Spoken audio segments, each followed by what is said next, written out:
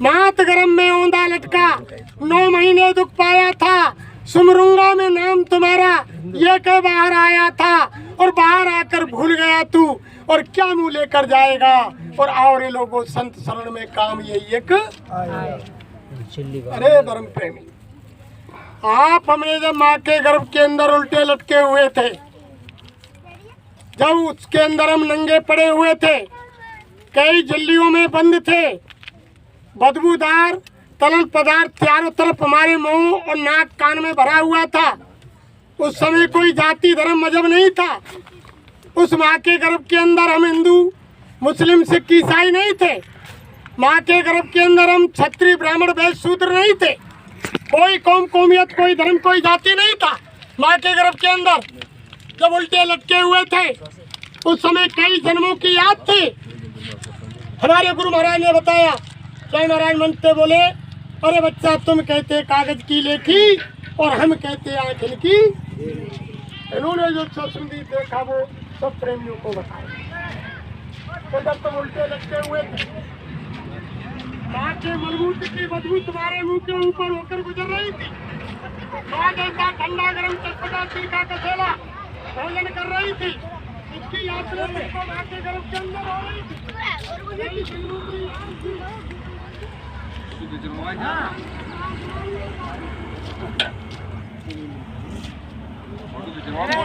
भोजन प्रसादी बनाते हुए हमारे भक्त लोग ना खींचोगे शायद तो कर लूंगा मोड़े। बैठे आराम से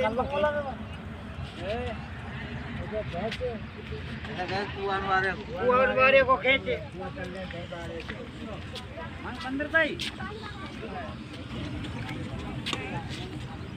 जय गुरुदेव प्रेमी राजू भाई समय बने हुए हैं हलवाई। तो पुआ पीछे पहले खीर बनाई, धन्य रे मेरे रारू हलवाई।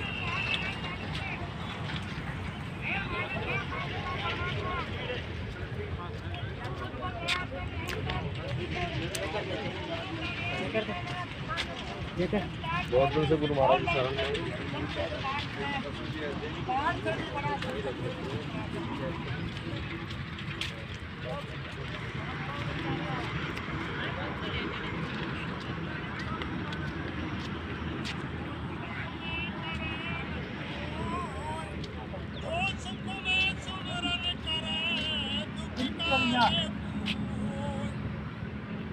हम तुम दुखी थे माँ के गर्भ के अंदर, जब हमने मालिक का स्मरण किया। बात नहीं कर रहे महात्मा, अंदर की बात कर रहे हैं कि जब तुम दुख में थे तब भगवान का नाम लिया कि तू मुझे काल कोटरी घोर नरक से जल्दी बाहर निकाल। लेकिन जैसे ही बाहर आ गए, सुख में संसार के में आ गए, तो परमात्मा के नाम को तभी तो कहा कि दुख में सुमरन सब करे और सुख में करे न कोई, और जो सुख में सुमरन करे तो दुख का ये कू। अगर तुम जन्म लेने के बाद दुख में तो माँ के गर्भ में सुमरन किया, अगर जन्म लेने के बाद तुम धरती पर किसी महात्मा के पास जाकर के सुमरन करते तो ये दोबारा दुख आपको नहीं मिलता। जन्म मरण छूट जाता, लग 84 में नहीं जाते, जीव जंतु कीट पतंगे पशु पक्षी में नहीं जाते, तुम्हारा जन्म सुधर जाता, तुम्हारी आत्मा की मुक्ति हो जाती। फिर क्या कह रही है आत्मा कि हे मालिक हे दयालु, तू मुझ पर दया कर, इस काल कोठरी इस घोर नरक से जल्दी बाहर निकाल। अब की बार तो मैं भूल गया, लेकिन अब की बार कदापि नहीं भूलूंगा, तू मुझ पर दया कर। फिर रामायण में गोसाई महाराज ने क्या लिखा, अब प्रभु कृपा करऊ यही भांति, सब तज भजन करूं दिन राती।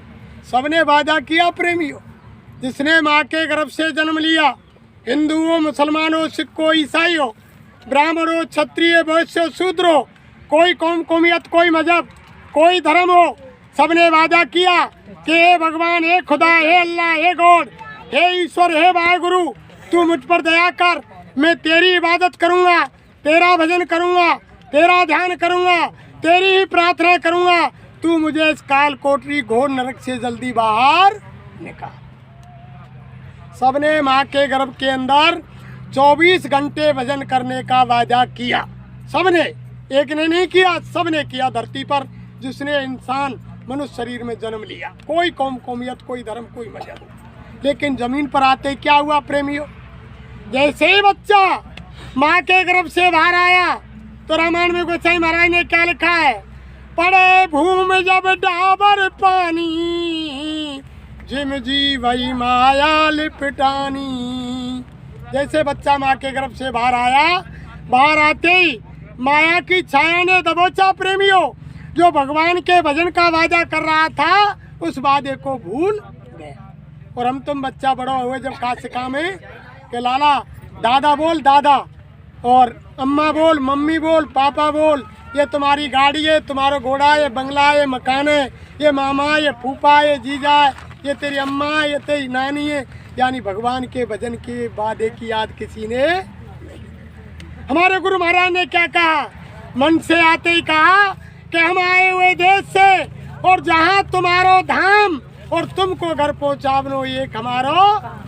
गुरु महाराज ने साफ कहा, अरे बच्चे बच्ची, हम तुम्हें तुम्हारे धाम से आए, अपना नहीं बताया प्रेमी। स्वामी महाराज ने ये नहीं कहा कि मेरे धाम से आया हूँ। स्वामी महाराज ने क्या कहा कि हम आए हुए देश से जहाँ तुम्हारो धाम, जहाँ तुम्हारा असली घर है। ये संसार हमारा असली घर नहीं है प्रेमियों। अगर ये संसार आपका हमारा असली घर होता तो हमारे यानी पुरखा जो दादा बाबा, हमारी अम्मा, वो या दुनिया से चले गए, वो भी नहीं जाते, वो भी यहीं रहते। अगर वो चले गए तो एक दिन आप हमको भी ये दुनिया छोड़ करके जाने। इसलिए ये आपका और हमारा संसार नहीं है, ये आपका हमारा असली घर नहीं है। इसलिए महात्मा कह रहे हैं कि हम आए हुए देश से और जहाँ तुम्हारो धाम और तुमको घर पहुँचावनो ये हमारो। अरे बच्चे बच्चियों, हमारा केवल एक काम है, हम तुमको लेने के लिए आए हैं और मुख मोड़ इधर देखो, हम तुम्हें बुलाने आए हैं और तुम तो हमको भूल गए पर हम तुमको नहीं बुलाए। यानी स्वामी महाराज खुद कह रहे हैं, अरे बच्चा तुम तो हमको भूल गए लेकिन हम आपको नहीं भूले। यानी तुम फंसे काल के फंदे, इसीलिए तुम हो गए अति गंदे। और यानी तुम्हारे पापों का कीचड़ धोने हम सत्यलोक से आए हैं। मुख मोड़ इधर देखो, हम तुम्हें बुलाने आए और तुम तो हमको भूल गए, हम तुमको लेवाने। यानी भूल गए। वो हमारे कर्मों को, एक कीचड़ को धोने के लिए हमारे गुरु महाराज बाबा जय गुरुदेव जी महाराज सत्यलोक से आए हैं और तुमको बता रहे हैं, अरे के भाई तुम अब सतर्क हो जाओ, हम तुम्हें लेने आए हैं। ये संसार तुम्हारा नहीं है। अरे थोड़ी तन की मन की धन की थोड़ी थोड़ी सेवा कर लो। गुरु महाराज मन से कहते थे, अरे थोड़ा थोड़ा तुम करो कुछ मेहनत, कुछ हम मेहनत करें, उसी में तुम्हारा काम बन जाएगा। और अब तुम बाबा के ऊपर ही डाल दें कि बाबा जी ने नामदान दे दियो, ना हम कोई सेवा करें ना कोई भजन करें। अब बाबा जी की मर्जी है कि पार उतारियो या मत उतारियो। अरे भाई कुछ कर्म तो करना पड़ेगा। तुम्हारे सामने भोजन परोस दियो जाए और तुम यानी भोजन को यानी ग्रास तोड़ के मुँह में नहीं देंगे, चबा चबा कर नहीं खाएंगे तो पेट की भूख शांत नहीं। इसलिए कर्म तो करना पड़ेगा प्रेमियों। यानी जब कर्म नहीं करेंगे, घाट पर तो बैठो। गुरु महाराज तो ये कह रहे हैं जो तुम्हारे लिए यानी जो ध्यान भजन सिमरन की विधि बताई है, 24 घंटे में 1 घंटे का समय निकाल करके तुमने वादा 24 घंटे का किया। गुरु महाराज कह रहे हैं, अरे मैं जानता हूँ तुम 24 घंटे भजन नहीं कर सकते, अरे चलो छोड़ो, 23 घंटे संसार के काम करो, दुकान दफ्तर खेती का काम ईमानदारी मेहनत से करो, शाम को घर में आओ, बाल बच्चों की सेवा करो, आए गए का आदर सत्कार करो। लेकिन जब खाट में सोने बैठने जाओ, सच्ची आत्मा से सच्चे भगवान का मात्र 1 घंटा भजन कर लो, उसी में तुम्हारा ये मनुष्य शरीर पाना सार्थक हो जाएगा। अरे बाबा तो इतना सुलभ कर रहे हैं, जो आपने हमने वादा 24 घंटे का किया वो तो 1 घंटे की कह रहे हैं। अरे 1 घंटा ही कर लो तुम्हारा काम हो जाएगा, लेकिन हम 1 घंटा भी समय नहीं निकाल रहे हैं संसार के कामों से। अरे धर्म प्रेमियों, महात्मा तो ऐसे दयालु होते हैं, वो तो हमेशा दया ही करते हैं। यानी ये कभी भी मार काट में विश्वास नहीं रखते हैं, ये तो हमेशा माफ़ी करते रहते हैं। और माफ़ी प्रेमियों संत महात्मा फकीरों के दरबार में ही मिलती है, भगवान माफ़ नहीं करता है। कोई अगर धर्म प्रेमी कोई भाई बहन के दिल में ये शंका हो, उनका कोई गुरु कह रहा हो कि भगवान माफ कर देगा, कोई देवी देवता माफ कर देगा, ना देवी देवता माफ करते हैं ना भगवान माफ करते हैं। वो तो न्यायकारी है, जो अच्छा कर्म करोगे तो अच्छा फल देंगे और बुरा कर्म करेंगे तो बुरा फल देंगे। माफी तो संत फकीरों के दरबार में होती है। रामायण में साफ राम ने कहा कि काल रूप में तिनकर भ्राता, शुभ और अशुभ कर्म फल दाता। यानी मैं कालों का काल हूँ, जो जैसा अच्छा बुरा कर्म करता है उसका फल देता हूँ। यानी भगवान माफ नहीं करता है। यही बात भगवान कृष्ण ने गीता में कही प्रेमियों के कर्म करे जा बंदे, फल की इच्छा मत करना इंसान, और जैसा कर्म करेगा वैसा फल देगा भगवान। यह है गीता का सीधा गीता में कहा कि जैसा आप कर्म करोगे वैसा फल में दूंगा। भगवान माफ नहीं करता है। भगवान खुद को यानी स्वयं को माफ नहीं कर सके वे भगवान, तो यानी हम आपको कैसे माफ करेंगे। यानी आपने देखा जब पूरा महाभारत हो गया, महाभारत के बाद कौरवों से पांडवों से भगवान कृष्ण ने पूछा, अरे जरा पांडवों बताओ महाभारत के अंदर किसने किसको मारा। तो पांडवों ने समझा कि योगेश्वर कृष्ण हमको धन्यवाद देंगे, शाबाशी देंगे। तो अर्जुन, भीम, नकुल, सहदेव, युधिष्ठिर कहने लगे कि महाराज मैंने इतने योद्धा मारे, इतने महारथी मारे, इतनी सेना मारी। तो योगेश्वर हंसे, हंसकर कहने लगे, रे पांडवों, तुमने महाभारत नहीं देखा, तुम जबरन तुम्हारे सिर पर मनुष्य हत्या का पाप ले रहे हो, तुम्हें सीधा नरक जाना पड़ेगा। चलो मैं बताता हूँ किसने किसको मारा। चलो तुम मेरे साथ। पांडवों को जंगल में ले गए। जब बबरीक का सिर पहाड़ पर रखा हुआ था, बबरीक से जाकर पूछा, अरे भैया बबरीक, क्या तुमने महाभारत देखा? क्या महाराज मैंने बिना पलक झपके 18 दिन महाभारत देखा। तो योगेश्वर ने कहा बबरीक से कि भैया बबरीक, इन पांडवों की शंका खत्म कर दो, इनका वहम खत्म कर दो, इनको बताओ कि महाभारत में किसने किसको मारा। अगर तुमने 18 दिन महाभारत देखा है। तो बबरीक ने कहा कि महाराज महाभारत के अंदर किसी ने किसी को नहीं मारा, केवल एक आपका सुदर्शन चक्र चल रहा था, जो प्रत्येक योद्धा के यानी धड़ से शीश को अलग कर रहा था। किसी ने किसी को नहीं मारा, आपके सुदर्शन चक्र ने खेल किया है। तभी तो भगवान कृष्ण ने अर्जुन से कहा था, अरे अर्जुन, ये महाभारत तो हो गया, तुम तो निमित्त मात्र खड़े हो जाओ, श्रेय ले लो। केवल मैं तुमको श्रेय दिलाने के लिए आया हूँ, तुम तो गांडी उठा लो, केवल खड़े हो जाओ, ये महाभारत तो हो चुका है। तो महाभारत तो भगवान कृष्ण ने किया। तब भगवान ने पांडवों से कहा कि देखा बबरीक क्या कह रहा है कि किसी ने किसी को नहीं मारा, और तुम कह रहे कि मनुष्य हमने मारे, तुमने मनुष्य हत्या का पाप तुम्हारे सिर पर ले लिया। एक एक करके पांडवों चले जाओ बैतरणी में, हिवारे में जाकर के गल के खत्म हो जाओ, सीधे नरक को चले जाओ। जिन्होंने भगवान का दर्शन किया, भगवान के साथ 24 घंटे रहे, भगवान को सखा माना, भगवान ने उनको सखा माना, और 5 पांडवों को सीधे नरक जाना पड़ा। क्यों? कि मनुष्य हत्या का पाप उन्होंने सिर पर ले लिया। फिर देखो स्वयं भगवान अपने को माफ नहीं कर पाए। जब उसके बाद जब महाभारत हो गया और अर्जुन को गोपिकाओं को लेने के लिए द्वारका भगवान कृष्ण ने भेज दिया, यानी अर्जुन का अपमान खत्म करने के लिए। बुजुर्ग कहते हैं ना कि समय समय की बात है और समय बड़ो बलवान, और भीलन लूटी गोपिका बेई अर्जुन बेई। यानी अर्जुन को भेज दिया कि गोपिकाओं को द्वारका से ले आओ। जैसे अर्जुन रास्ते में लाया तो कोल भीलों ने जबरदस्ती गोपिकाओं को छीन लिया और मार मार के थप्पड़ अर्जुन को वहाँ से खाली हाथ भगा दिया। वही धनुष था, वही अर्जुन था, लेकिन सारी जो कला थी भगवान ने खींच ली और अर्जुन का अपमान चूर चूर कर दिया। और देखो धर्म प्रेमियों, ये सारे चीज विधि का विधान होता है और यानी कर्म का खेल होता है। वही गोपिकाएं जब भगवान कृष्ण की बंसी को सुनती थी, अगर आटा गूंद रही हैं, सब्जी काट रही हैं, स्नान कर रही हैं, अर्ध वस्त्र पहने हैं, भगवान कृष्ण की बंसी सुनी और यानी तुरंत घर छोड़ के बाहर निकल लेती थी। इतना प्यार योगेश्वर कृष्ण से था गोपिकाओं का। आपने सुना होगा, महाभारत के अंदर सुना होगा, भागवत के अंदर सुना होगा, इतना प्यार था।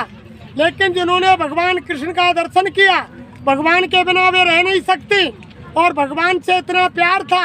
लेकिन ऐसा कौन सा कसूर, बुद्धि से आप सोचो, ऐसा कौन सा कसूर गोपिकाओं से बन गया कि आधी उम्र तो भगवान कृष्ण के दर्शन और उनकी भक्ति में बिताई और आधी उम्र यानी कोल भीलों ने उनको लूट लिया। कोल भीलों के पास भी थी, ये इतिहास बता रहा है। अर्जुन से कोल भीलों ने छीन लिया गोपिकाओं को। आधी उम्र कोल भील जो खाने पीने वाले थे, शराब पीते थे, मांस खाते थे, उनके पास गोपिकाओं को रहना पड़ा। आधी उम्र भगवान कृष्ण के पास रही, उनकी भक्ति की। तो ये कर्म का बड़ा खेल है प्रेम, ये अजूबा खेल है। कर्म जो जो करेगा तू वही फिर भोगना भरना, और बड़ा बैरी है मन घट में इसी को जीतना। यानी ये तो कर्म का खेल है, जो जो कर्म करोगे वो सारा भोगना पड़ना पड़ेगा। फिर देखो आप, योगेश्वर कृष्ण पेड़ के नीचे पैर के ऊपर पैर धरकर बैठ गए। भगवान कृष्ण की एड़ी में पद्म था, और जब पद्म यानी चमक रहा था तो बहेलिया ने दूर से देखा कि कोई हिरण की आंख चमक रही है, पेड़ के नीचे हिरण बैठा है। तो निशाना लगाया बहेलिया ने, बाण मारा कस के, योगेश्वर की एड़ी में आकर लगा। आवाज आई, बहेलिया ने समझा कि शिकार हो गया, दौड़ करके आया। पेड़ के नीचे क्या देखा कि भगवान कृष्ण के पैर में तीर लगा हुआ है, खून के फव्वारे निकल रहे हैं, योगेश्वर कृष्ण छटपटा रहे हैं। आखिर माफी मांगी, अरे योगेश्वर महाराज, हे भगवान, मैंने आपको नहीं जाना, मुझसे गलती हो गई, मैंने हिरण समझ के तुमको बाण मार दिया, मुझे माफ करो। भगवान ने कहा, अरे बहेलिया, बस मैं तेरे ही इंतजार में बैठा था, मैं तेरा ही इंतजार कर रहा था। बहेलिया ने पूछा कि योगेश्वर मेरा कैसा इंतजार? अरे कि मेरा सारा काम जिसके लिए मैं आया था वो सारा काम हो गया, बस तेरा ही मेरे से बाकी था, उसको चुकाने के लिए आ बैठा था। कि महाराज कौन सा बाकी? अरे त्रेता के अंदर तुम बाली थे और मैं राम था, मैंने 7 पेड़ की आड़ लेकर के तुमको छुपकर मार दिया, और द्वापर में आकर के तुमने छुपकर मुझे मार दिया। तेरा मेरा बदला बराबर हुआ, तू तेरे घर को जा, मैं मेरे धाम को जाता हूँ। जब यानी भगवान कृष्ण को और राम को यानी बदला देना पड़ा, तो आप हम किस खेत की मूली हैं? हमने आपने तो भगवान का दर्शन भी नहीं किया, जो भगवान के साथ रहे, उद्धव रहे 24 घंटे। जब जाने का समय आया योगेश्वर का, तो उद्धव ने कहा कि महाराज भगवान तुम मुझे भी साथ ले चलो। तब योगेश्वर ने यही कहा कि भैया उद्धव, मेरे परम धाम को कोई ऐसे नहीं जाता। तो महाराज कैसे जाएगा? अरे तुम किसी भक्त के महात्मा के पास जाओ, उनसे रास्ता लो, योग करो, तब मेरे धाम को आओ। उद्धव ने कहा कि भैया कृष्ण, अब मुँह पे योग हो, अब तो मैं बूढ़ा होएगा, तेरे पहले क्यों ना बताई कि तेरे धाम को योग करे बिना नहीं आएंगे। तब कृष्ण ने कही कि भैया उद्धव, तेने पूछी कभी तेने मुँह ते? तू आज पूछ रहा है, आज मैं बता रहा हूँ, पहले पूछ तो तुमको बताता। फिर उद्धव से यही कहा योगेश्वर ने कि तुम भद्र का धाम जाओ, और भद्र का आश्रम जाकर के समय के ऋषि मुनि महात्मा से योग की क्रिया सीखो, और योग करके मेरे परम धाम को आओ। यानी बिना महात्माओं के राम कृष्ण से कौन बढ़, और जिन्ने हु गुर कीन, और 3 लोक के अधिपति गुरु आगे आदि। यानी बिना गुरु के जीव का कल्याण नहीं है। गुरु ही स्वयं, यानी गुरु ही ब्रह्मा, गुरुर विष्णु, और गुरुर देवो महेश्वरा, गुरुर साक्षात परम ब्रह्म, तस्मै श्री गुरुवे नमः। ध्यान मूलम गुरु मूर्ति, पूजा मूलम गुरु पदम, मंत्र मूलम गुरु वाक्यम, मोक्ष मूलम गुरु कृपा। यानी बिना गुरु के यानी जीव का कल्याण कदापि नहीं हो सकता।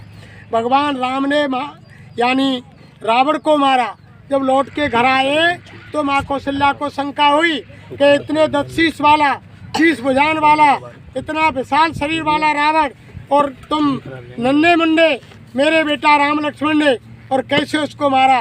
तो भगवान राम ने यही कहा कि गुरु वशिष्ठ कुल पूज्य हमारे, और जिनकी कृपा धनुज सब। यानी बिना गुरु के प्रेमियों कोई काम नहीं होता। जब तक महात्माओं के यानी भगवान का दीदार दर्शन भी तभी होगा जब कोई सच्चा गुरु मिलेगा। जब लग गुरु मिले नहीं साचा, और जब तक गुरु करो 10 पाँचा। गुरु गुरु में भेद है, और गुरु गुरु में भाव, और 100 गुरु नृत्य बंदी है जो शब्द बतावे, यानी जो शब्द का भेद बताता। रामायण में तभी तो साफ लिख दिया कि गुरु शिष्य धन हरई शोक न हरई और 100 गुरु घोर नरक में भरई। अंधो गुरु और भैरव चेला और 2 नरक में ठेलम। सीधा होगा। जब गुरु ने ऐसा गुरु हमने बना लिया, यानी जो खुद भगवान को जिसने देखा नहीं, स्वयं अंधा है और चेला उसकी सुनता नहीं, चेला बहरा है, तो दोनों का सीधा नरक जाना पड़ेगा। गुरु अंध बदर कर चेला और एक नहीं सुने एक नहीं देखा।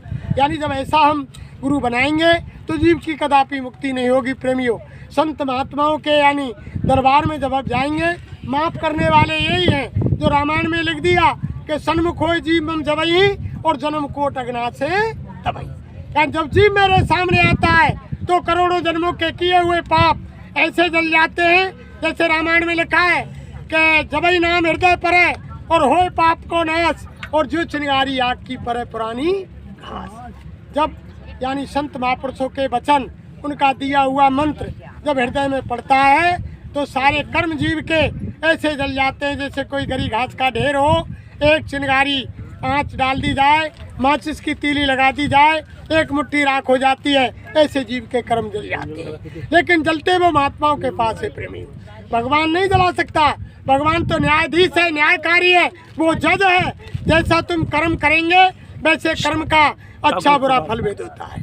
तभी तो कहा है कि करे बुराई सुख चाहे और कैसे सुख को पाए और वो पेड़ बबूल को आम कहते। हम बुराई करेंगे, निंदा चुगली करेंगे, गलत कर्म करेंगे और भगवान से हाथ जोड़ेंगे कि हे भगवान तू हमें ये दे, कांटे बोरे बमूर बोरे तो कांटे पैदा होंगे, आम को पेड़ लगाएंगे तो आम खाएंगे, वो बमूर रहे और भगवान से हाथ जोड़ के हे भगवान हम आम लगने चाहिए, तो बमूर में आम कैसे लगाएंगे। भाई ये मनुष्य शरीर तो परमात्मा ने साफ सुथरा, ये जमीन यानी भगवान का असली मंदिर ये मनुष्य शरीर दिया है। जैसे किसान जमीन को तैयार करता है, उसमें तुम जैसा बीज डालेंगे वैसी उपज होगी।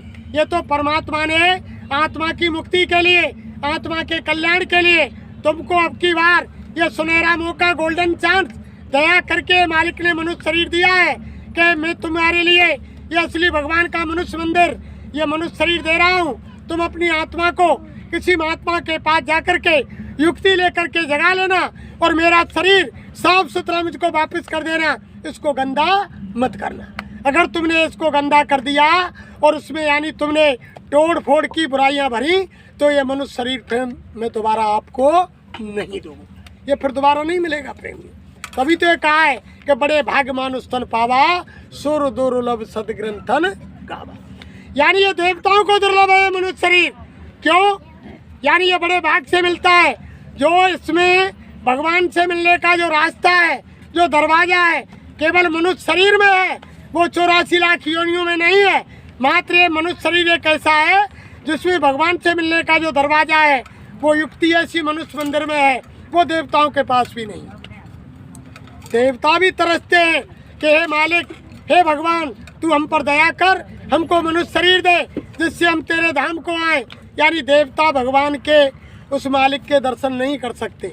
मनुष्य शरीर के अंदर वो पावर है, वो इसके अंदर दरवाजा है, वो इसके अंदर यानी रास्ता है जो महात्मा के पास जाकर के युक्ति करके और भगवान से मिल सकता है, और देवता भगवान के धाम को नहीं जा सकते। तभी तो ये देव दुर्लभ शरीर है।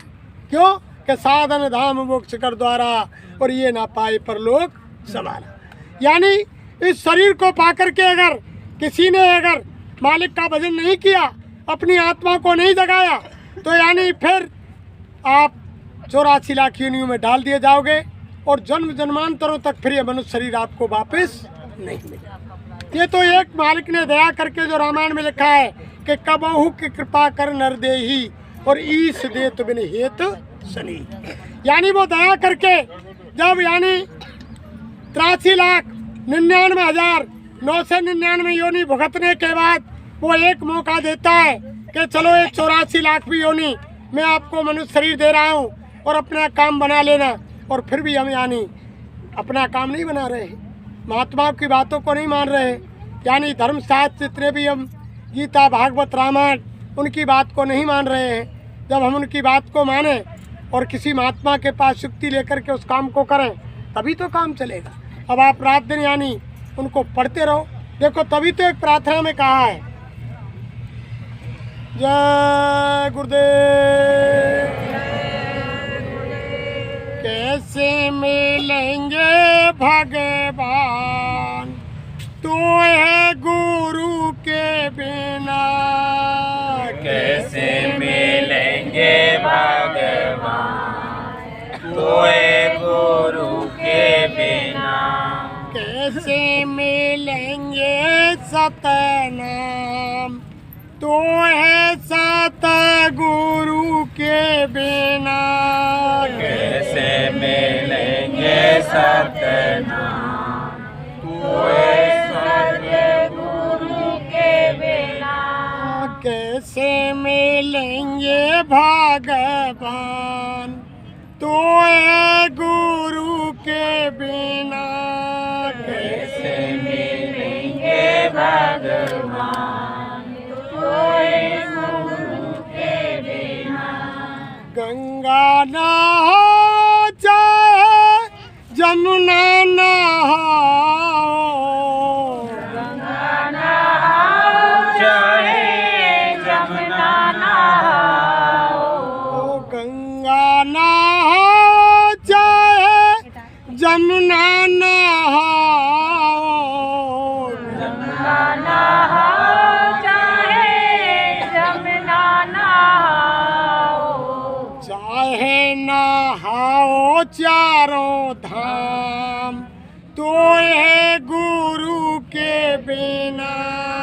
चाहे नहाओ चारों धाम, तो है गुरु के बिना। कैसे मिलेंगे भगवान, तो है गुरु के बिना।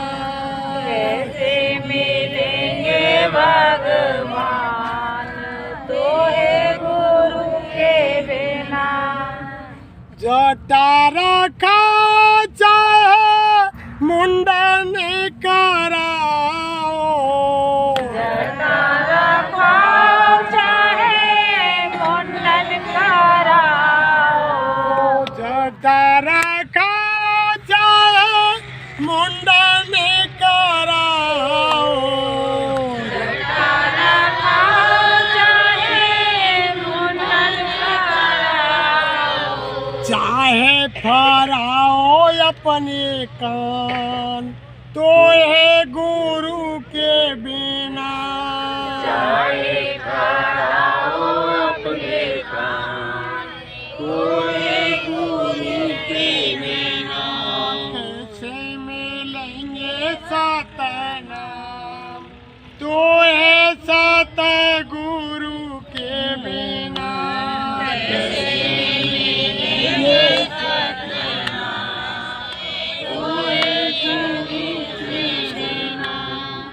टीका लगाओ चाहे चंदन लगाओ, चंदन लगाओ। तिलक लगाओ चाहे चंदन लगाओ।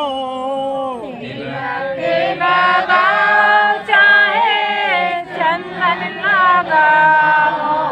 चाहे कराओ या स्नान, तो है गुरु के बिना।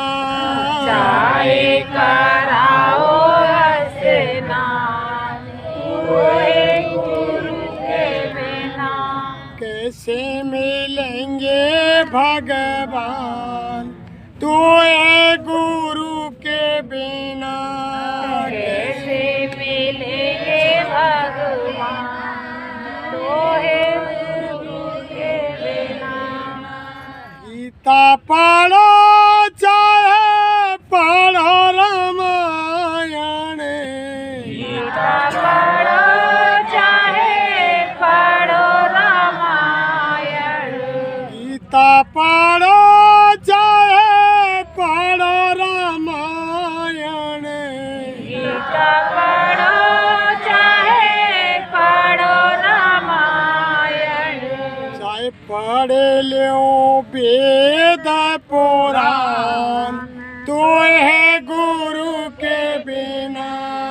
चाहे पढ़ लो वेद पुराण तो गुरु के बिना।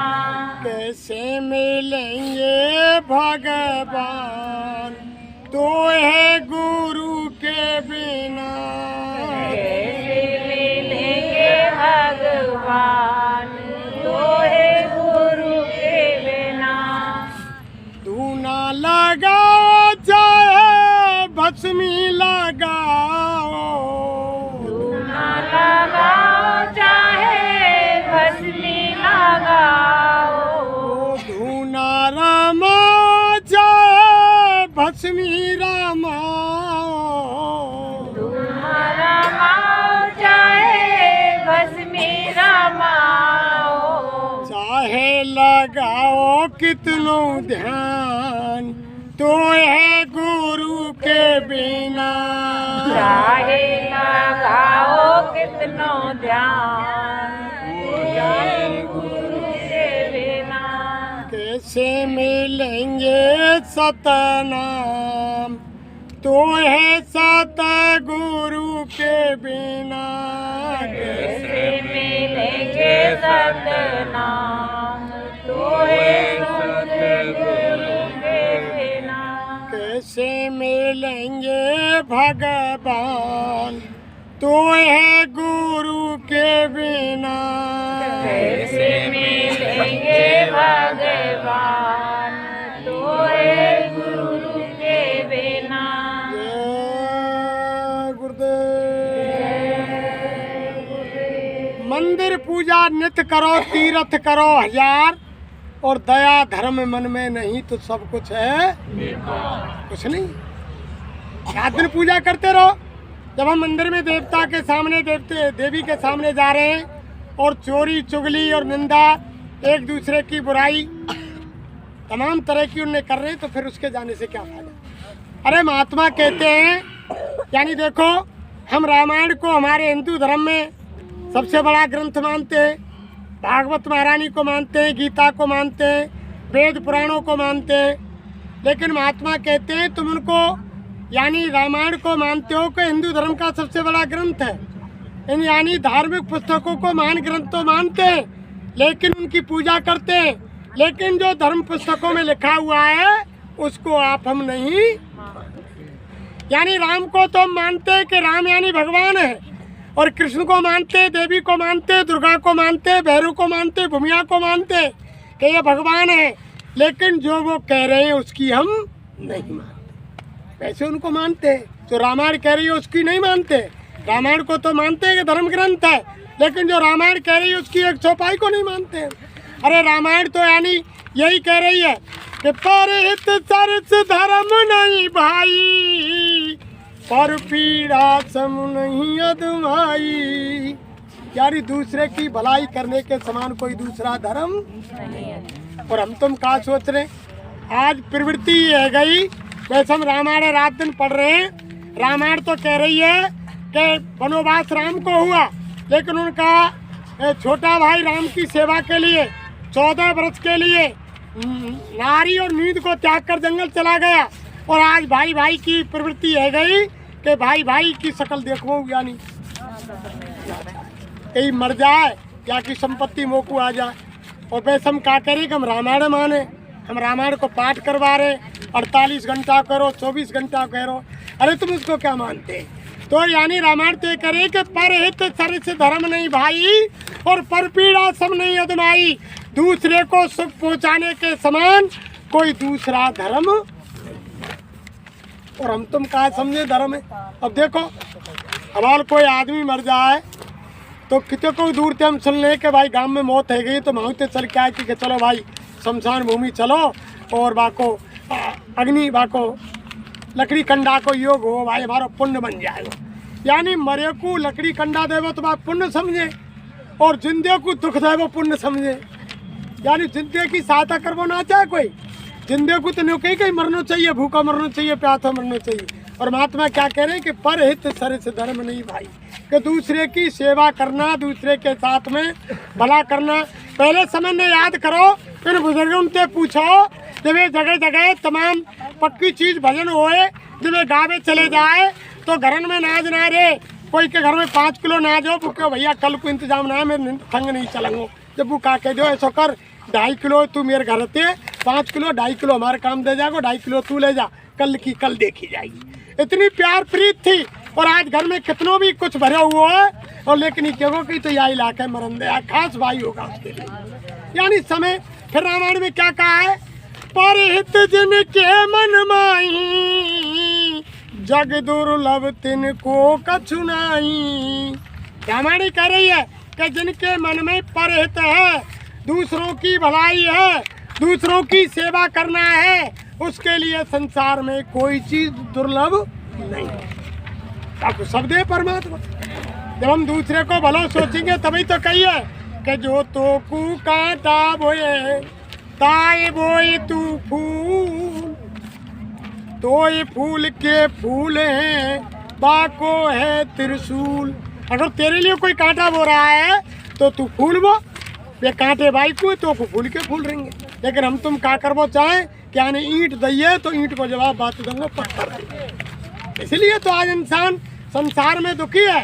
सेवा धर्म भाव यानी दया सारी चीज खत्म हो गई, यानी सब खत्म हो गया, सारी चीज चली गई।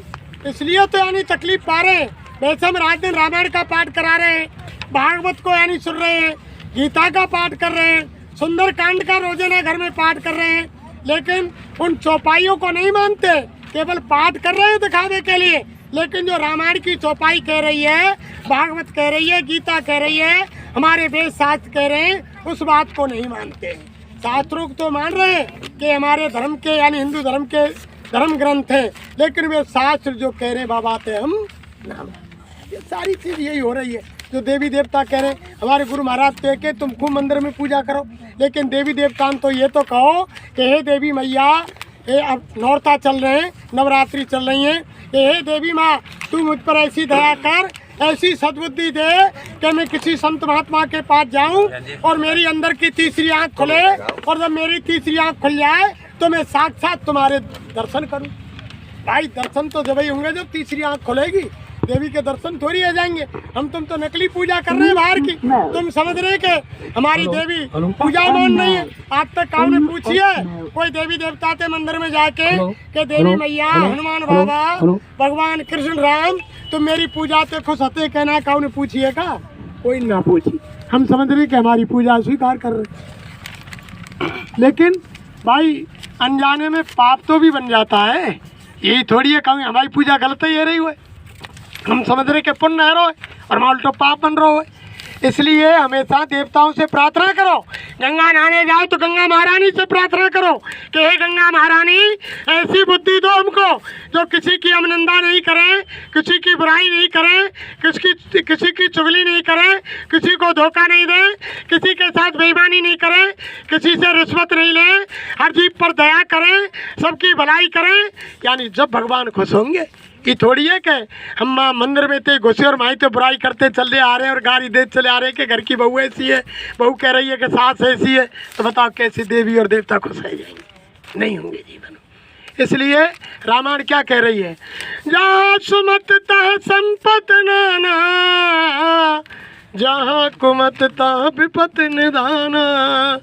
जहाँ सुमति है, जहाँ गृह जीवन के अंदर प्यार है, अगर चटनी रोटी समय से मिल रही है, सब्जी रोटी मिल रही है, पूरे गृहस्थ जीवन एक साथ पूरा परिवार बैठकर खा रहा है, प्यार मोहब्बत से मालिक के प्रसाद को अर्पण कर रहा है, तो वह स्वर्ग के समान है। वो घर में पैसा बढ़ो पड़ो तमाम और झगड़ो चल लो, खीर पूरी पुआ हलवा बने और झगड़ो एगो इधर उधर फिक्रे, डेगची वहाँ जा रही है, पुआन की छबरिया उधर गई, हलवा बितकू फिक्रो है, एक एक कोने में रूस के बैठे, कोई खा पी ना रहो, तो महात्मा कैसे, उससे क्या फायदा। इसलिए महात्मा प्रेम सिखलाते हैं। प्रेमियों, हमेशा महात्मा प्रेम सिखलाते हैं कि प्यार मोहब्बत से रहो, एक दूसरे के काम आओ। संसार में यही तो यानी मानव धर्म है। मानव धर्म यानी आपने हमने खत्म कर दिया, मानवता चली गई। यानी इंसानियत चली गई। जब मानवता नहीं है तो हम क्या पहचान सकते हैं कि कौन गुरु है, कौन भगवान है, कौन बुजुर्ग है, कौन माँ है, कौन बाप है, कौन अड़ोसी है, कौन पड़ोसी है, क्या रिश्तेदार है, क्या और क्या है। भाई आज तो संसार भौतिकवाद की तरफ दौड़ रहा है, यानी होड़ लगी हुई है कि हाय पैसा, कैसे भी पैसा आए, यानी धर्म जा, कर्म जा, ईमान जा, इज्जत जा, भाईचारा जा, समाज जा, रिश्तेदारी जा, सारी चीज खत्म है जा, लेकिन पैसा चाहिए। कैसे हुआ है? तो महात्मा कहते हैं पैसा ही सब कुछ नहीं है। फिर अभी हम बीमार पड़ गए अचानक, हमारे यानी शुगर बन गो, कट्टा घर में चीनी भरी धरी है, डॉक्टर ने मना कर दी कि मीठो नहीं खावे गो, खूब रुपया धरो है तो फिर कोई दूध पीनो पड़ेगा। और फिर हमारे यानी बीपी हाई लो है गो, और डॉक्टर ने कह दी कि देखो साहब दूध नहीं पीएंगे, दूध पीएंगे तो बीपी बढ़ जाएगा, नमक नहीं खाएंगे तो ना दूध पीएंगे। खूब 4 भैंस दूध दे रही हैं, लेकिन दूध माऊँ आँख इनसे ही देख ले पर मुँह में नहीं जाओ, क्योंकि मरवे को डर है। अगर दूध पी लियो तो बीपी हाई लो होगो, खत्म होगो। और घी निकलो खूब कट्टी भरी धरी है, ब्लॉकेज है ये, नस ब्लॉक है गई, और डॉक्टर ने कह दी कि तुम चिकनी चीज़ नहीं खाएंगे, घी दूर से ही देख ले पर मुँह में दियो तो मरवे को डर है कि घी खाओ और हार्ट अटैक आए और मेरी मृत्यु हुई। बताओ अब पैसा क्या काम करेगा? पैसा ही सब कुछ नहीं होता है प्रेमियों। आप ये समझ रहे हैं कि पैसा सब कुछ हो, नहीं, इंसानियत सब कुछ होती है। जहाँ मानवता चली गई, इंसानियत चली गई, इंसान का यानी चरित्र चला गया तो सारी चीज़ चली गई। अगर पैसा चला गया इंसान का तो कुछ नहीं गया, और अगर इंसान का यानी मानवता खत्म है गई, चरित्र चलेगा तो सारी चीज़ खत्म है गई, कुछ नहीं है उसके पास। इसलिए महात्माओं के यहाँ यही तो सिखलाया जाता है प्रेमियों। और असली चीज़ यह है कि मनुष्य शरीर मालिक ने भजन के लिए दिया है। अरे समय निकाल करके आहार निद्रा भैचुमेथनम, पेट भरना, बच्चे पैदा करना और बच्चों की परवरिश करना, इसको तो जानवर पक्षी भी कर रहे हैं। जिन कामों को जानवर पक्षी कर रहे हैं उन्हीं कामों को मनुष्य शरीर पाकर करें तो जानवर पक्षी और मनुष्य में कोई अंतर नहीं। बच्चे पैदा जानवर पक्षी करते हैं, वो भी उनकी परवरिश करते हैं। छोटी छोटी चिड़िया दूर दूर से चुग्गा ला करके बच्चों को खिलाती है, उनको वो यानी पालन पोषण करती है। तो जिन कामों को जानवर पक्षी कर रहे हैं उसी काम को हम आप मनुष्य शरीर पाकर करें तो जानवर पक्षी और मनुष्य में फिर कोई जो रात दिन हम तुम रामायण को पढ़ते, रामायण में भी तो यही लिखा है, दे धरे को फलिए भाई भजऊ राम सब काम भी आई। यानी मनुष्य शरीर पाने का ही लक्ष्य यही है कि सारे संसार के कामों को छोड़कर भगवान का भजन करो। सब जगह कहा है, उत्तरकांड में भी लिखा है, निज अनुभव में कहूँ खगेशा बिन हरि भजन न मिटई कलेसा। यानी संसार के दुख तकलीफ कलेश घर गृहस्थी में भगवान के भजन से ही मिटेंगे। जब सारा परिवार भजन करेगा तो दुख तकलीफ, हमारे गुरु महाराज भी कहते हैं, अरे जो परेशानी संकट आ रहे हैं भजन ही ढाल तलवार का काम करेगा। और अभी तो आपने कुछ समय नहीं देखा प्रेमियों, बाबा तो ये कह रहे हैं कि अभी आपने भूकंप नहीं देखे, अभी आपने बीमारियां नहीं देखी, अभी आपने वर्षा सूखा काल नहीं देखा, अभी आपने यानी वो तुम्हारी भुखमरी, अन्न की कमी आवेगी, पैसे की कमी आवेगी, ये कोई भी चीज़ अभी इतनी आपदाएं आ रही हैं, आंधी आ रही है बीमारियों की, जब तुम घर में बैठ कर रोगे, जब तुम्हारी बात को सुनने वाला कोई नहीं हो, ऐसा समय सामने आ रहा है। अब देखा नहीं, कुदरत की थोड़ी सी मारते आदमी नहीं देर में तिलबला जाए। कुदरत की मार 10 मिनट की नहीं झेल सकता इंसान, 10 मिनट में तबाही मचा के धर देगी। 10 मिनट में यानी जगह जगह आपने देखा नहीं क्या हालत हो रही है इस समय भी, पहले भी क्या हुआ, भूकंप आ रहे हैं, भुखमरी आ रही है, वर्षा पड़ रही है, कितों काल कितों सूखा। तो ये तो सारी चीज़ अभी स्वामी महाराज तो ये कह रहे हैं अभी आपने देखा ही नहीं, अभी तो आंधी आ रही है। इसलिए अगर आपको बचना है तो 2 काम कर लो कि एक तो शाकाहारी हो जाओ और एक भगवान का भजन कर लो, ये 2 चीज़ अपना लो। यानी मांस मछली अंडे शराब का सेवन छोड़ दो, ये इंसानों का भोजन नहीं है। किसी भी धर्मशास्त्र में नहीं लिखा है। हमारे धर्मशास्त्र तो ये कह रहे हैं कि तिलवर मच्छी खाए के और कोट गऊ दे दान, काशी करवट ले मरे निश्चय नरक निदान। एक तिलवर खाने से, महात्मा वेद साध करे, एक तिलवर खाने से सीधा नरक को जाएगा। 100,000 गऊओं का ध्यान करे, काशी में करवट लेकर मर जाए, कोई रोकने वाला नहीं है, सीधा नरक जाएगा। और ना जाने इंसान क्विंटल के क्विंटल ने खाए गए, जाने कितने कोई ठिकाना ना है। और महात्मा कह रहे मात्र तिलभर की। वैसा धीमर और शिकारी, नृप विषय और मांसाहारी, इन घर भोजन करे जो संता, और साधन भजन को है जाए। मांसाहारी मानवा प्रत्यक्ष राक्षस संग, और इनकी संगत जो करे परे भजन में। मीन मांस को करे आहारा, और 64 जन्म गीद अवतारा। फिर उसको गिद्ध का जन्म मिलेगा। लिखा कितने खावे खा, रात दिन खाता रहे। अन्न भके मानवा, शास्त्रों में लिखा है अन्न भके जो मानवा, और मांस भके सो स्वान, और अन्न मांस दोनों भके उसको राक्षस मान। ये उसकी प्रवृत्ति है। इंसान तो हमेशा अन्न का ही शाकाहारी है, वो उसका भक्षण करेगा। और कुत्ता यानी मांसाहारी है, वो मांस का भक्षण करेगा। और जो दोनों चीज को खाएगा उसको समझ लो कि ये इंसान रूप में यहाँ धरती पर राक्षस है। ये सारी चीज संत महात्माओं ने खोल कर कही धर्म प्रेमियों। अब समय आ रहा है, इसलिए देखो अगर आपको बचना है तो आप शाकाहारी हो जाओ। और देखो मैं एक समय की बात बताऊं, वो समय तो चल ही रहा है। एक बार क्या हुआ कि जब 5 पांडव अज्ञातवास में जा रहे थे 1 वर्ष के लिए, तो उस समय यक्षों ने पांडवों की परीक्षा लेने के लिए और एक सुंदर नगर बसा दियो रास्ते में। जब सुंदर नगर बसा दियो भव्य, तो पांडव कुछ दूरी पे जाके और वहां रुक गए एक जगह पे। तो नगर दिखाई दियो, तो भीम ने कही युधिष्ठिर महाराज थे कि युधिष्ठिर महाराज आपको आदेश है जाए, हम रात्रि यहाँ विश्राम कर रहे हैं या नगर में घूमे आऊं। मन की क्यों नहीं। अब भीम आदेश लेकर के प्रेमियों यक्षों के बसाए हुए नगर में प्रवेश। वहां द्वारपाल बैठे हुए,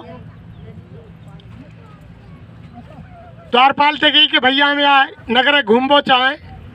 मन की घूम सकते हो, लेकिन एक शर्त होगी कि जो तुम देखोगे उसका तुम्हें जवाब देना पड़ेगा, और अगर तुमने जवाब नहीं दिया तो तुम जेल में डाल दिए जाओ, और तुम्हें एक दिशा में जाना होगा।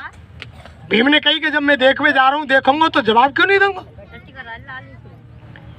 यक्ष ने कही कि जाओ अंदर और तुम पूर्व दिशा चले जाओ। जैसे ही प्रेमियों पूर्व दिशा में भीम गए तो भीम ने देखा बहुत सुंदर नगर है, बड़ी हरियाली, जानवर, पक्षी। लेकिन आगे बढ़ा जब उसने देखा कि 5 कुआं बने हुए हैं। एक कुआं बीच में है, 4 कुआं साइड में है। जब एक कुआं से पानी निकले तो चारों कुआं ने लबालब कर दी, और जब चारों कुआं से पानी निकले तो एक कुआं बीच को खाली। ये दृश्य उसने देखा बन कि ये तो अजूबा ही दृश्य है। और एक कुआं उमग रहा है, वो तो 4 ने भर रहा है, और 4 उमगे जब इन पे 1 ना भरो जा रहा। भीम वापस आओ लौट के। यक्ष ने पूछी कि भैया क्या देखा। कि भैया सब चीज़ समझ में आ गई, लेकिन एक चीज़ समझ में नहीं आई कि भाई 5 कुएं का क्या खेल है। कि एक कुआं उमगे जब तो 4 ने भर दे, और 4 उमगे जब 1 ना भरे। मान के यही तो बात है, जब तुम पे जवाब नहीं है तो सीधे जेल में बंद। भीम जेल में डाल दी। कुछ समय व्यतीत है गो, अर्जुन बोले हो कि भैया युधिष्ठिर, भीम भैया अब तक ना लौटे हो, कोई अजूबाई चीज देखे। मैं देखे हूँ नगर में घूम के एक्शन के। मान के जाओ। अर्जुन गयो माँ। अर्जुन ने जाके कही कि भैया मैं इस नगर घूमो चाहूँ। पहरेदार ने कही कि हाँ भैया घूम, पर एक शर्त होगी। कौन सी शर्त? कि जो तुम अंदर देख कर आओगे वहाँ को जवाब देना पड़ेगा, और अगर जवाब नहीं लगे तो तुम जेल में डाल दिए जाओगे। अर्जुन ने कही कि भैया जब मैं देखूंगा वहाँ को जवाब क्यों नहीं दूंगा, कि चले जाओ पश्चिम दिशा में। अर्जुन गए हुआ। अब अर्जुन ने क्या देखो प्रेमियों, कि एक खेत में बाजरे की फसल खड़ी है और एक में मक्का की फसल खड़ी है, और मक्का के पेड़ में तो बाजरे की बाल आ रही है और बाजरे के पेड़ में मक्का की बाल आ रही अड़िया। उल्टो हेरो। जब वो अंदर से आयो, पहरेदार ने पूछी कि भैया का देखो, कि भैया सब कुछ बहुत बढ़िया सुंदर नगर है, लेकिन एक चीज़ अजूबा देखी हमने कि बाजरे की फसल खड़ी है, पेड़ बाजरे को है और ऊपर अड़िया मक्का लग रही है, और इधर पेड़ मक्का को है और बाल बाजरे की आ रही है। ये क्या चक्कर है? मानी भैया यही तो बात है, जब जवाब ना लग रहा तो तू जा जेल में बंद। जेल में डाल दिया। फिर तीसरी बार नकुल ने कही कि भैया युधिष्ठिर, दोनों भाई नगर घूम में गए और अब तक ना लौटे, कोई अजूबाई चीज़ है, मैं चलो जाऊं? यानी क्यों नहीं भैया, घूमे मैं हतू। अब नकुल गयो, पहरेदार से पूछी कि भैया हम नगर घूम पहुँचा है, यानी घूम ले भैया, पर शर्त यह है कि जो तुम देखोगे अंदर जाके उसका जवाब देना पड़ेगा, और अगर जवाब नहीं लोगे तो जेल में डाल दिए जाओगे। यानी भैया देखूंगा वहाँ जवाब क्यों नहीं दूंगा। जब अंदर नकुल गयो, सारी चीज़ घूमी और पहरेदार ने बता दी कि भैया तुम्हें उत्तर दिशा में जाना है। अब उत्तर में गयो तो वहाँ क्या देखता है प्रेमियों, कि धोरी धोरी गाय चल रही है, तमाम छोटी छोटी बच्चियाँ चल रही हैं, उनको चारों खा रही हैं। अब भूख लगे जब चारों ही चल रही हैं, पर बड़ी बड़ी गाय छोटी छोटी बच्चियाँ के नीचे दूध पी रही हैं। अब नकुल ने देखो कहीं तो उल्टो है रो, बच्चियान ने दूध गाय के नीचे पीना चाहिए और ये गाय है क्या बच्चियान के नीचे दूध पी रही है। ये तो अजूबा ही सिस्टम देखो मैंने।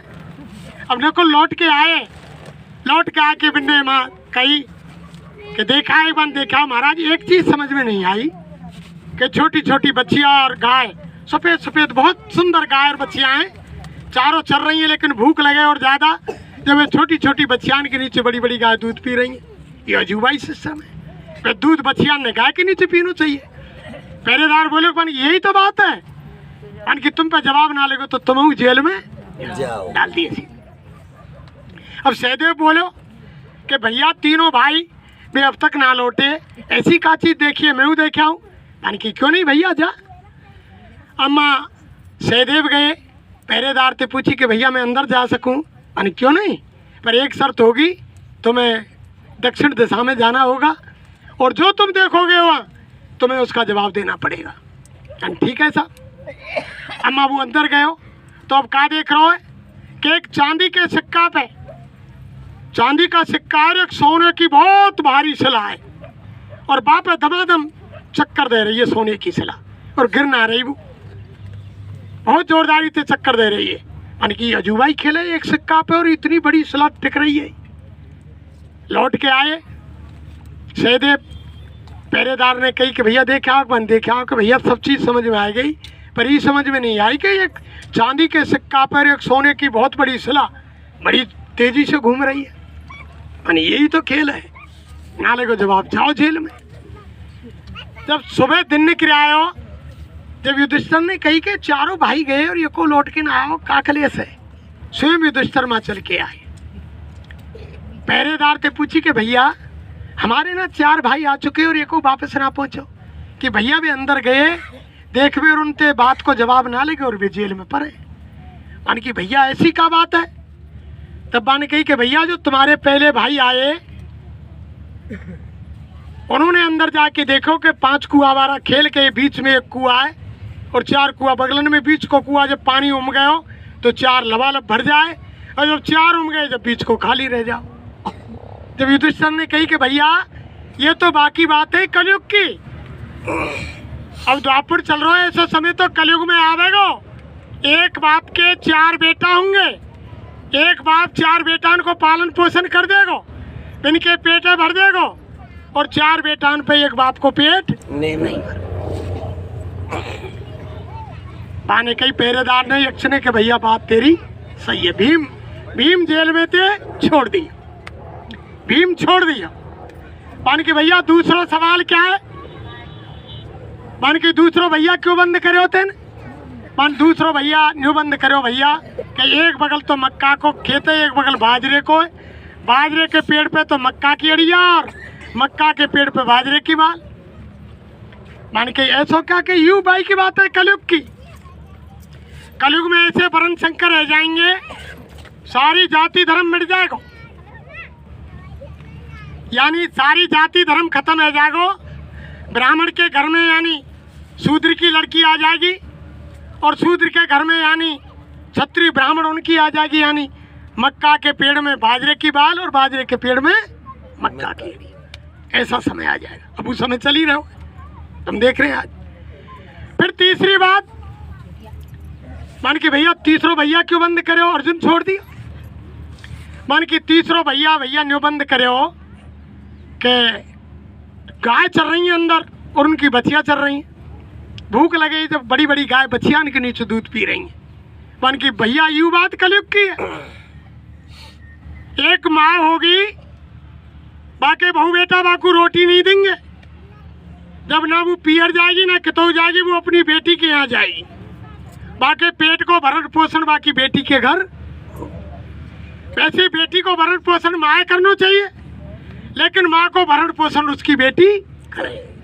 यानी बेटी के बहुत गाय बड़ी बड़ी और बछिया के नीचे दूध पी रही है। ऐसा कलयुग में समय जो हीरो है, देख लो तुम, तुम्हारे सामने बहू बेटा बहुत जगह रोटी ना दे रहे और पियर ना जाए तो बहुत सामने मिसालें निगम माँ है का अपनी बेटी के वहाँ रह रही है। ऐसा समय आ गया।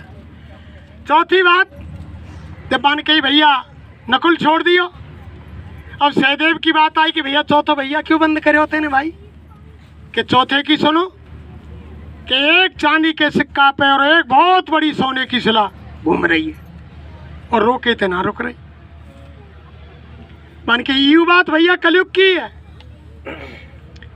युधिष्ठिर ने कही कि भैया यू बात कलयुग की है, यानी कलयुग में धर्म तो ऐसा रह जाएगा चांदी की सिक्का की बराबर, और अधर्म यानी पाप ऐसा बढ़ जाएगा एक सोने की भारी शिला। पाप यानी धर्म में दाब बचावेगो, लेकिन एक धर्म रूपी सिक्का वो पाप पे घुमा तो ही रहेगो भाई, स्थिर नहीं रहे। तो वो समय तुम्हारे सामने अब चल ही रहो। धरती पर अधर्म इतना बढ़ गो कि जिसकी कोई हद नहीं, और यानी पाप का कोई ठिकाना ही नहीं। तो ये सारी चीज पहले युगों में बड़े बड़े विद्वानों ने सबको बता दिया। अब हमारे गुरु महाराज जब छोटे छोटे विद्वानों ने धर्मशास्त्रों में लिख दिया, तो हमारे गुरु महाराज तो सबके सामने बता रहे हैं कि प्रजा बहुत मरेगी जग में, और लाशें पड़ी सड़ेंगी घर घर में, उठाने वाले मिलेंगे ना यार, जमाना बदलेगा। कहे जय गुरुदेव पुकार, जमाना अन्न का दाना नहीं मिलेगा, टैक्स अभी भी और बढ़ेगा, सुनते जाना सभी नर नार, जमाना बदलेगा। अभी तो समय, एक कोरोना आया, एक कोरोना ने देश की नहीं पूरे विश्व की हालत खराब कर दी। और बाबा जी कह रही तो एक फिल्म को टेलर हो, और जब वो बीमारी की आंधी आवेगी जब तो लोगों की हालत ही खराब हो जाएगी। स्वामी जी ने कही कि जब एक आदमी की दाढ़ी में आग लगे तो सब बुझावे को तैयार रह जाए। हवाल मेरी दाढ़ी में आग लगे तो सब सत्संगी धर्म प्रेमी आके हाल बुझा देंगे, और जब सबन की दाढ़ी में आग लगेगी तब जब कौन किया कौन बुझावेगा, फिर तो अपनी की दाढ़ी की आग पड़ेगी। तो बाबा कह रहे हैं जब सबकी दाढ़ी में आग लगेगी तो कोई किसी की आग नहीं बुझाएगा, सबको अपनी पड़ेगी। इसलिए साकारी हो जाओ और भगवान का भजन समय निकाल करके करो। इसलिए बाबा जी की अर्जी है, आगे आपकी समय हो गया। आदेश इन्हीं शब्दों के साथ हम हमारी वाणी को विराम देते हैं।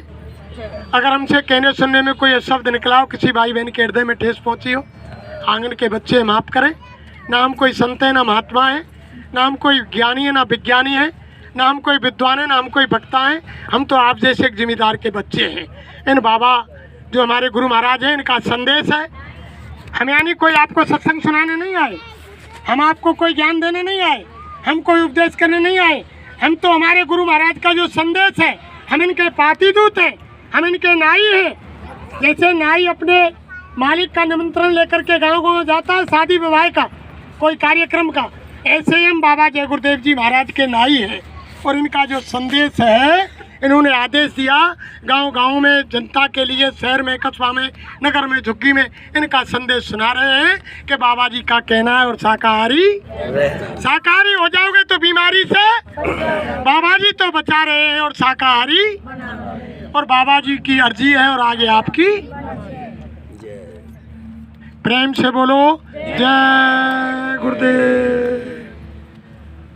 आज मुक्ति दिवस के पावन पर्व पर हम आप सभी धर्म प्रेमी सत्संगी भाई बहनों का जय गुरुदेव आश्रम जिला भरतपुर पर हार्दिक स्वागत, हार्दिक अभिनंदन करते हैं कि आप भाई बहनों ने अपना अमूल्य समय दिया और अमूल्य समय देकर के गुरु महाराज के वचनों को सुना और मुक्ति दिवस के पावन पर्व पर आप पधारे। और मुक्ति दिवस का भी आपने रहस्य जाना कि ये क्यों मनाया जाता है। अब हर महीने के तीसरे इतवार को यहाँ जय गुरुदेव आश्रम पर सत्संग महीने में एक हुआ करेगा। हर महीने का तीसरा रविवार, कोई तारीख नहीं, हर महीने के तीसरे रविवार पर यहाँ सत्संग हुआ करेगा आश्रम पर। सभी भाई बहन सादर आमंत्रित हैं, यहाँ पधारो, सत्संग सुनो, मालिक के वचन सुनो, तभी ताजगी आएगी। आज मुक्ति दिवस का पर्व था, इसलिए ध्यान भजन पर नहीं बैठाया गया। जब आप हर महीना के तीसरे इतवार पर आएंगे तो यहाँ ध्यान भजन का अभ्यास भी दिलाया जाएगा।